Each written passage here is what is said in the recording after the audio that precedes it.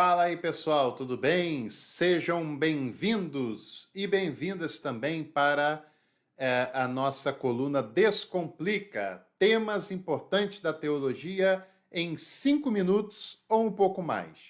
Hoje o nosso tema é sobre o arminianismo, porque, é claro, como eu falei lá no episódio sobre o calvinismo, se você é arminiano, esse vídeo te interessa. Mas se você é calvinista, mas estuda teologia, esse vídeo também deve te interessar. Porque fazer teologia não é como torcer para um time de futebol, tá? Eu torço para, tá aqui, eu torço para o Botafogo e, consequentemente, não torço para todos os outros, né? Então, torcedor é apaixonado, torcedor, independente de qualquer coisa, acha que o seu time é o melhor, que ele tem que vencer sempre. Teologia não é assim. Teologia é menos apaixonada, é mais racional. E quando você se identifica com uma linha, você tem todo o direito disso, não significa que as demais linhas devem ser desprezadas ou que elas não são boas o bastante.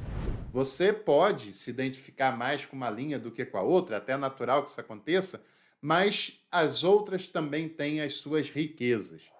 E, na verdade, essa briga calvinismo e arminianismo já foi superado, a academia nem estuda mais isso, né?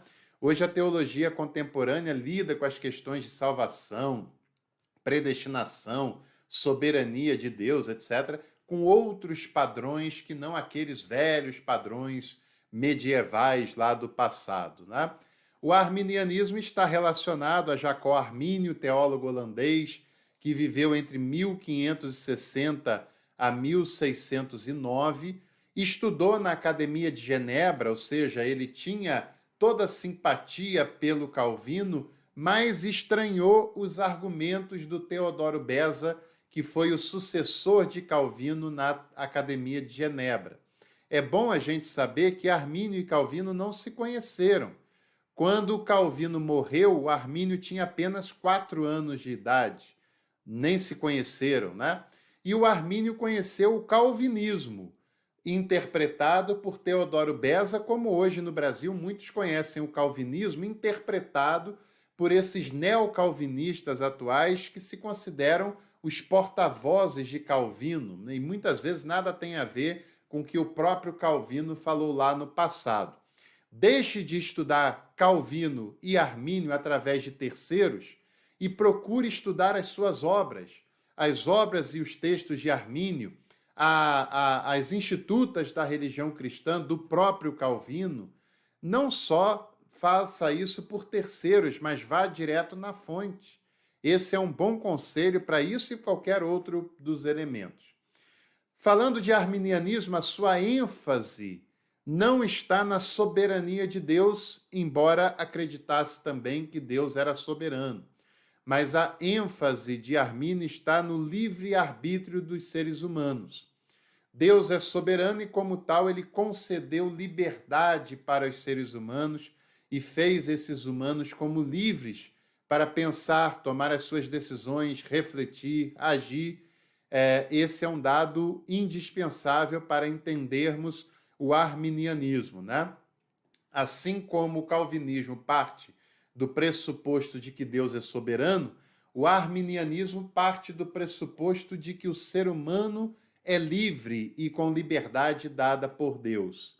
Para o arminianismo, a eleição ela é condicional, e a condição é a fé, a resposta de fé que qualquer pessoa pode ter diante da graça de Deus. Graça essa que é resistível, sim. O ser humano, como é dotado de liberdade, como é dotado de livre-arbítrio, ele pode não querer a graça de Deus, embora não deva optar por isso, mas ele pode, porque ele tem liberdade suficiente para fazer essa opção. Outro ponto também é que a redenção de Deus ela é universal. Não é apenas para um grupo específico de pessoas, mas Deus concede esse convite salvífico para toda a humanidade. E com o livre-arbítrio e pela fé, nós optaremos em aceitá-la ou em rejeitá-la, conforme Ezequiel lá falava, o desejo de Deus é que todos sejam salvos. Claro, uma teologia não se faz com um único e isolado versículo, mas em Jesus nós compreendemos um Deus que é Pai de todos e todas, um Deus que quer que todos se aproximem dele, mas que prevê que alguns, mas que diz que alguns conscientemente rejeitarão a esse convite, rejeitarão a essa graça.